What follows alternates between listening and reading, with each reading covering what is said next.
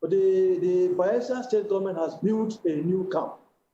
That camp is about being completed now. The one the way they are today is a secondary school that is a temporary camp.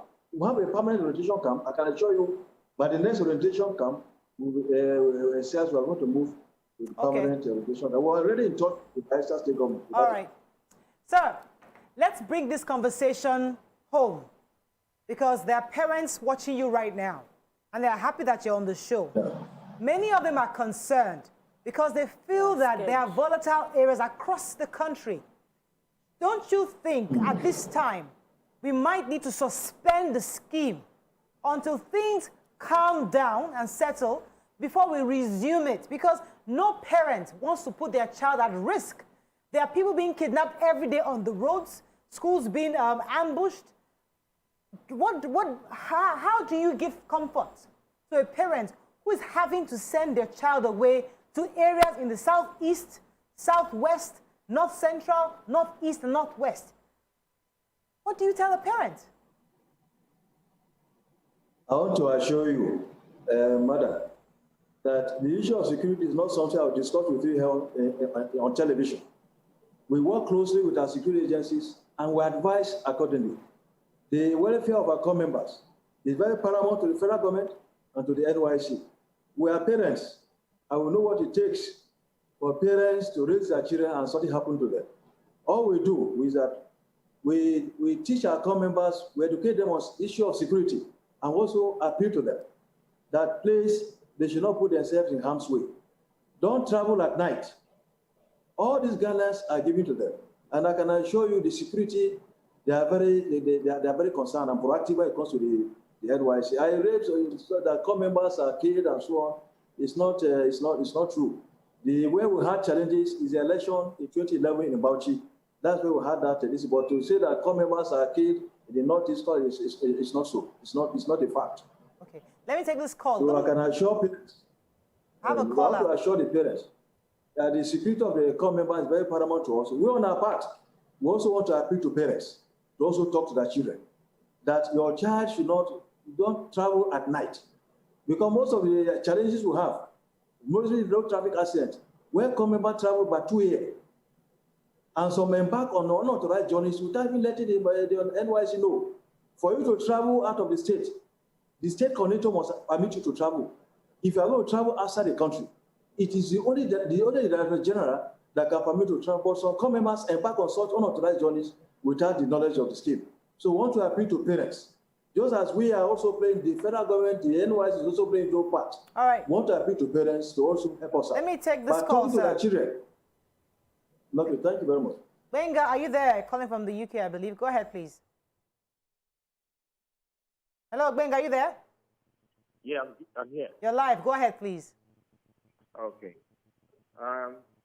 Good morning, Mariah, and the other members of the other colleagues there. I just want to address this issue of NYSC. I remember many years back when I was in when I served my had my NYSC back in Kaduna many years back. Everything was okay. The environment, the Nigerian environment, was still, manageable in terms of traveling from one point to another. But when you look at what is happening right now, if you look at people traveling from just Ondo to Akure, it could see people being kidnapped. It's a terrible thing right now. I don't know if there is anything they could do. If there is anything the Director General could do, I'm sorry to be making a law. If there's anything that could be done in terms of making arrangements, you already know people coming from Lagos to Kano, or from one point to the other. If there's a kind of arrangement where they can bring them all together and give this kind of security, just to make sure they are safe from one. Makes them more attractive. All right, thank you very much. Nima, let me let you jump in here. Yes, I wanted the DG to further give some reassurances? Because it seems like we're not going to get the NYSC stalled as we were proposing the other day we took the topic. But is there a way because I'm aware there's an insurance. Can you mention the amount that is meant for the insurance of every NYSC member who suffers a mishap? Because whether or not you like it, other circumstances can force them to travel late at night. You can have a bad bus situation, you're stuck in the middle of nowhere, anything to get to where your primary assignment is or your camp is supposed to hold. So what are the assurances you give parents? Can you tell us the details of that? Thank you, madam. Just as I said before, you received that phone call. What I say is that this issue of security, I say, is for everybody's business. The federal government is playing its own part. The citizens will play their own part. In the case of the NYSC, the federal government is playing its own part. The NYSC is doing its own part.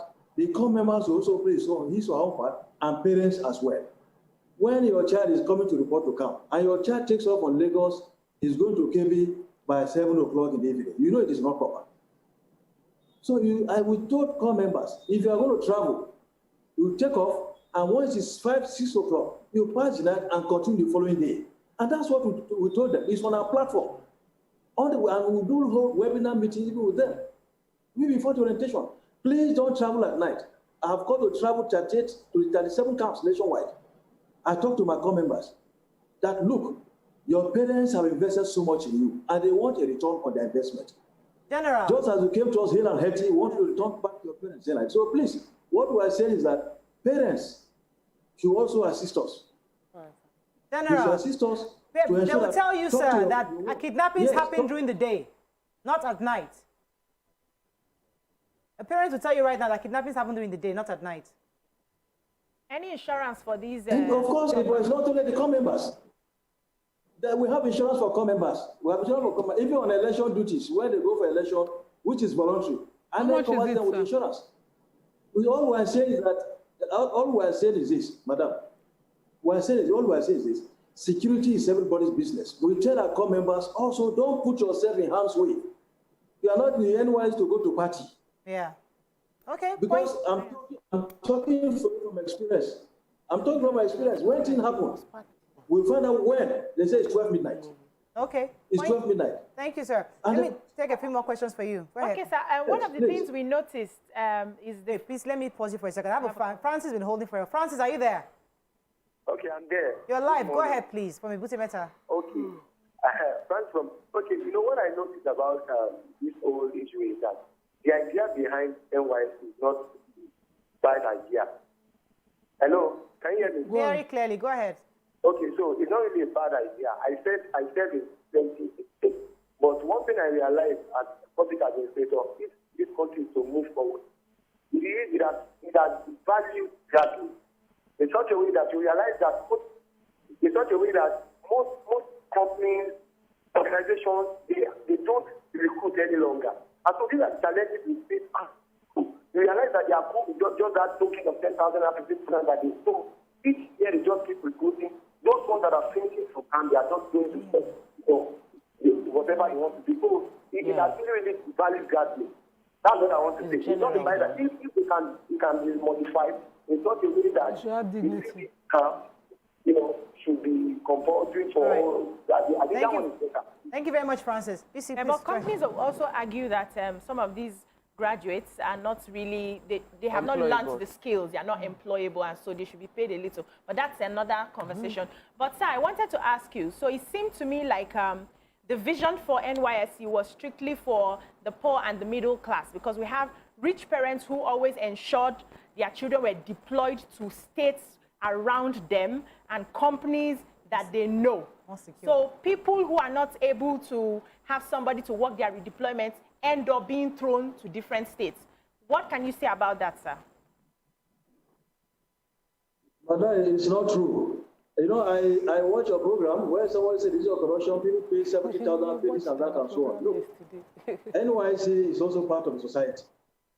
In your organization, you have the good, the bad, and the ugly. We also have the same thing. We have committed workforce.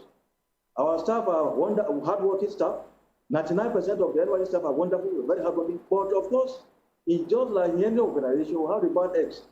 And those who are involved in any unethical practices are shown the way out. I'm sure if you listen, around February, March, we dismissed several staff who are involved in unethical practices. And also we have some fraudulent Nigerians who take advantage of gullible Nigerians to do them.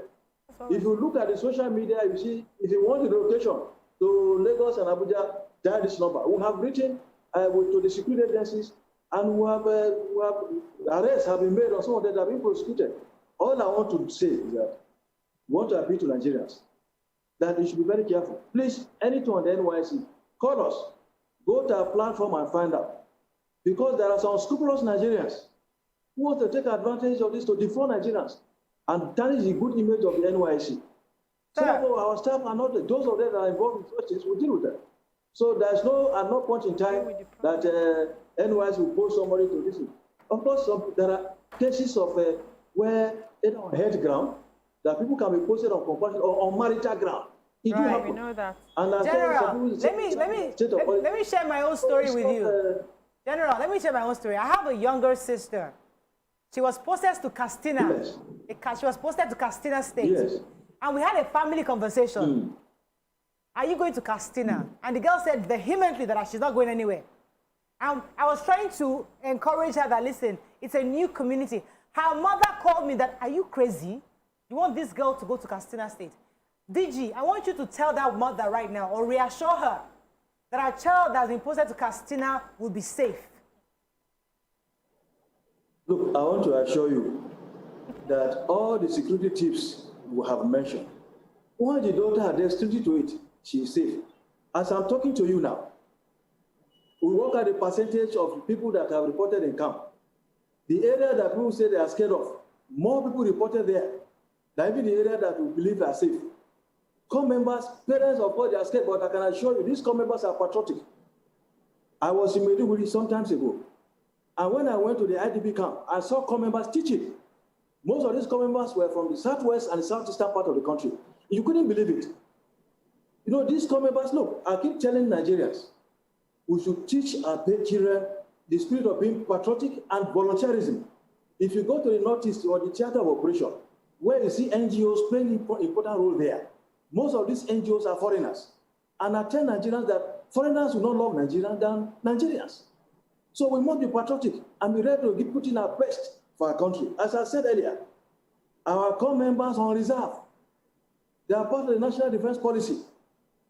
So we should love our country. Right. So all these ideas of things that to tear us apart, we should discourage it. Right. Let the spirit of the NYSC live in us. Fantastic. It should live in us. Thank you. I must say that I am reassured. I am now reassured. You've convinced me. Let me take this call from Prosper. Hello, Prosper. Are you there? Yes, I'm there. You're live. Go ahead, please. Okay. I heard the brigadier say something about security and everybody's responsibility. Yeah. Okay. To be very honest, when I served in 2018. So I was posted to Niger State, and I can remember I didn't know anybody in Niger State. I had to travel all the way from Aba to Abuja. That was where I had my brother. And I continued the journey the next day. I had a whole lot of corps members that slept with me in Abuja, in my brother's house. I mean, the NYSC did not have any provision for corps who are coming to a particular state. They don't know, for them to sleep. I mean, they should have places like houses where people can stay. That is number one. Then secondly, when I went to the camp, I'm a tickler. The stress was too much that I had to, I almost broke down. Like, the stress in camp got them too much. So how do you relate with someone who is sick, who is not too healthy? Because we have a whole lot of ticklers in Nigeria who are still going for NYSC. Most of them even faint. I still 2-3 people fainted in camp. That's a valid question. Thank you very much, Prosper. Let me allow him to respond. I think that's a very valid question. DG would like to respond to Prosper's question as how the camp can be safer for people like who are sick. Of course, we'll have camp clinic and so on. And with the COVID-19 pandemic now, we're working closely with the NCDC. The camp is being run by both the NYSC and the NCDC. And we have all the precautions. All core members, as well for those that are interested, are vaccinated against COVID-19. And as well, core members in camp now are tested. It is only those that are negative that are in camp. And all the necessary drugs are available. In fact, even the Federal Ministry of Health, we have consultants who are with us in the camp. So those minor serious cases that are serious to either a core member, they are taken to the appropriate Federal Medical Center for treatment. But we have our clinic, because of course, you know, core members will have doctors, we have pharmacists, we have nurses amongst them. So they know how to take care of themselves. Okay. Well. So I wanted to ask a question. Since the inception, 1973 till 1999, the numbers, we've about 4.7 million Nigerians have gone through the NYSC as at 2019 count. I don't know the number for now. But if we actually achieved the goal of NYSC, we would have had 4.7 million ambassadors of a united Nigeria. You've been in charge for the past 2 years. Would you say, based on your own monitoring and evaluation, that you have been able to forge each batch coming out of the orientation process truly reoriented towards loving Nigeria, serving Nigeria, and not just being free from the camp? Because many people have that opinion that it's just freedom. The orientation, can you say in the past 2 years you succeeded in changing the mindset of people towards loving Nigeria and being united for Nigeria? Yes, madam. If you watch, just as I said earlier, if you watch NYSC, our program on NTA, and you see what these ESCOM members are doing, you marvel. You marvel what core members are doing.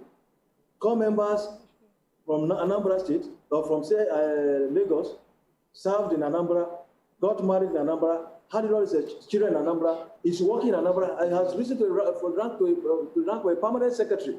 If not for the NYSC, what we have taken there, such a person, will you go and sell it about our country to such an ex-core member? No. That's why more patriotism. Core members should be patriotic. I can assure you that NYSC has achieved its mandate. If the NYSC is not there, I wonder what Nigeria will be now. Right. Every country has its own challenges, madam. And we should turn our challenges to opportunities. Every country has its own challenges. Before the NYSC was said, we would say that there's no one or two issues there. It will be there. But we should turn our challenges to opportunities. Okay. So that's why I said, look, let the spirit of NYSC live in all of us. Go for the 4.7 million ambassadors. Let the spirit of NYSC continue to live in them. All right. Very important, sir. Is that both service and act of service. Very important, sir. But earlier, the caller that called, I don't know whether you got his question. I felt he didn't answer it. Because I also served in Kaba, and I had to travel through Abuja to Kogi through the airport. But when I was returning, I came through the roads. Is there a waiting place for those who are traveling? You know, Nigeria is actually a very big country. Imagine going to Katsina, you can't do that journey in 24 hours. Is there a place where a core member who is heading to orientation camp can break their journey, even if they don't have family members, or they don't just want to impose on family members while they're heading to camp? Is there a place they could stay? Because Nigeria is no longer like it was post the Civil War, where people will be willing to just accommodate a stranger because they are heading for camp. At every NYSC office, is there a provision for a waiting place? So you just head into, for instance, get to Ibadan, go to the NYSC camp. Is there accommodation where they can spend the night and continue their journey? Yes, you know, we have colleges here and there in all the states of the Federation. We have colleges. And apart from that, even in the barracks, either military and or security agencies barracks, once you introduce yourself as a core member or a patriotic corps going to report, you are given instant attention. Once they see you with your ID card, they see you as government pikin. Even our traditional rulers, they know. And also they have our numbers. They have our numbers so that once they are sending to contact us, we also give them phone numbers of security agencies and so on. Once they are sending things, you can call us. I talk to my core member direct. I chat with them direct. When they travel, when there are issues, they call me. And I respond immediately.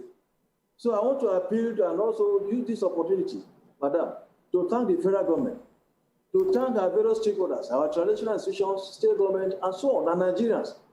Because anywhere you go, the moment you see you introduce as a member, they see you as a government Peking, and you are welcome. Government Peking. That privilege is still there. Yes, they see you as government Peking. It's still there. Madam, you were once a member too. If you put if you stand by the road, it's not because of security will tell them that they should be very careful. Because in those days, you stand by the road, and you are in uniform, they give you lift. But I'm talking that these days, don't do that because you are not sure who is picking you up. Who is who? We have to wrap up. Security. We have to wrap up with you, but I think we'd like to just give a few suggestions because things are changing. Yeah. The world has evolved.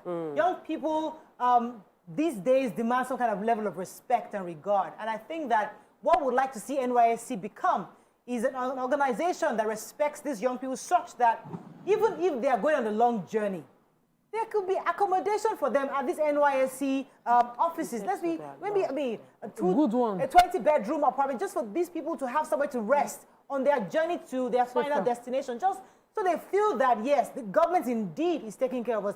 These are just some of the suggestions we'd like to implement, and I'd like the ladies to share a few other suggestions for the DG. One of the key suggestions I want to make is because thankfully, almost all of us on this show, we are life coaches based on trainings, and we understand the power of psychology, that the orientation camp is not just a place for physical training, mental, but we should have an intensive psychological transforming mental training that will take place within that 3 weeks, that the people that go in and those that go out are totally better in terms of how they see Nigeria and how they see the thoughts of service, so that they love Nigeria. It has to be programmed with the help of therapists.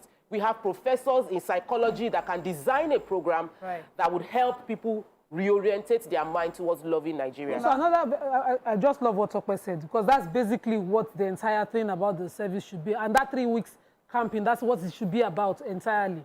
But then very important is the lodging for camp. Like Tokwe said earlier, it doesn't have to be a punishment. I remember my bed just being in front of the toilet, and I took the duty to have to wash it if I had to stay. Toilet. So is it not possible? Because it happened in Ogun State under Gbenga Daniel, that they rebuilt the orientation camp and the hostels and everything. So everybody was fighting to go to Ogun State for that. Can you partner state government, private, and across the state so that people are not just desiring Lagos camp and Ogun camp, but we have camps that are reflective of progress and not punishment?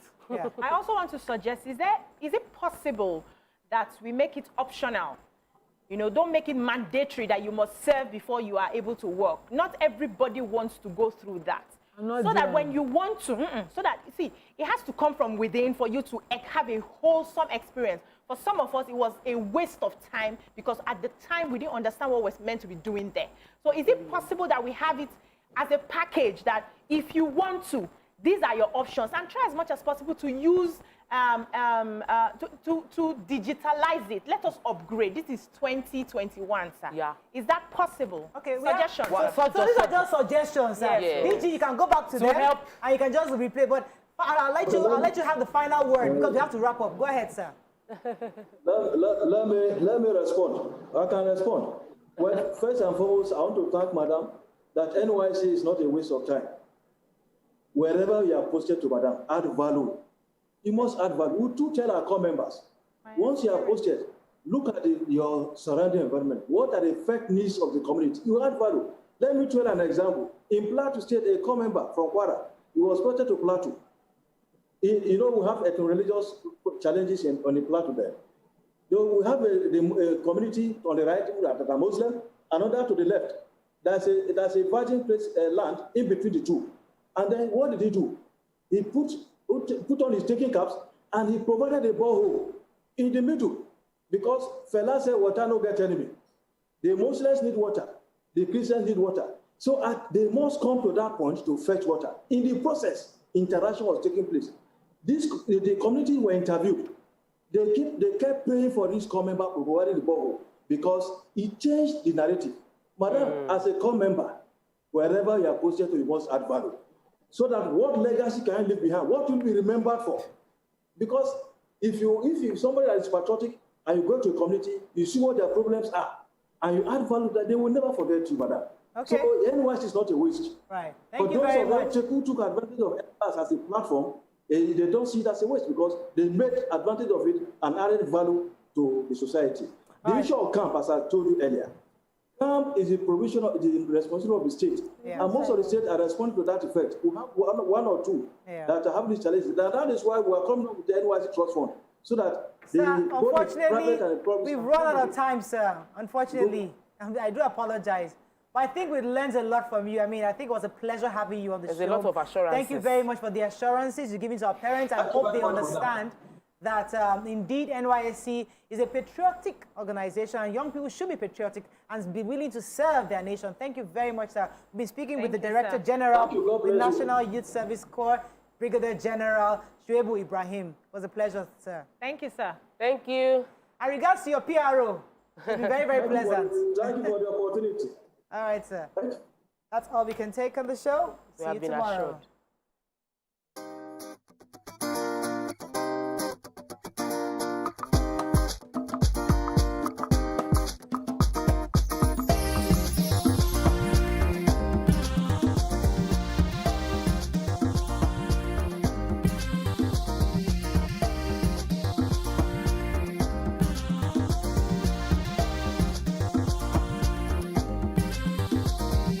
The following is a paid presentation by ShopX TV. Are your kitchen drawers starting to look like a bad garage sale? Steamers, rice cookers, roasters, slow cookers, and just how many pots and pans does one kitchen really need? And every time you cook, cleanup's a disaster. Scraping, scrubbing, what a chore. What if you could replace all this with one single non-stick pan? And what if this pan was innovative in design and made of the highest quality craftsmanship? And what if you could cook with it on the stove and in the oven? Introducing Copper Chef, the non-stick all-round square pan. It's a breakthrough in technology. Copper Chef with extra deep sides replaces a roasting pan, a rice cooker, a steamer, a stock pot, a wok, and a baking dish. What's the secret? Copper Chef's innovative stainless steel induction plate heats the pan quickly and evenly with no hot spots. And watch this, Copper Chef is heat proof up to 850 degrees. Incredible! Plus, your Copper Chef pan features Ceramotech, a new generation of healthy ceramic non-stick technology. That means nothing will stick to your pan. And because you're cooking with ceramic non-stick, you don't have to add all that extra fat and butter. Copper Chef is unbelievable. You don't have to use as much oil or butter, and it cooks in half the time. Copper Chef's stainless steel induction plate makes it perfect for any surface: electric, gas, ceramic, and induction. Amazing! With over 1 million units sold worldwide, the Copper Chef has taken the cooking industry by storm and is now available in Nigeria exclusively from ShopX TV. You could be paying over 100,000 naira for a pan that's not even non-stick. But call the number on the screen now and get the Copper Chef single pan for just 34,750 naira. Your Copper Chef pan also comes with a deep fry basket, a tempered glass lid, a steam rack, and a recipe book at no extra charge. But that's not all. ShopX TV is proud to introduce the Copper Chef XL pan to add to your collection. The family-sized XL pan is 60% larger than the standard pan and works on all stoves including electric, gas, ceramic, induction, and even in the oven. Call the number on the screen now and also order the amazing 360 non-stick frying pan with induction plate to add to your Copper Chef collection. This amazing Copper Chef triple combo set has a combined retail value of over 167,000 naira. But if you call now, you can get the entire 3-piece collection for not 167,000 naira, not even 120,000 naira, but just 81,900 naira. That's a savings of over 80,000 naira. This incredible ShopX TV offer includes 2 deep fry baskets, 2 tempered glass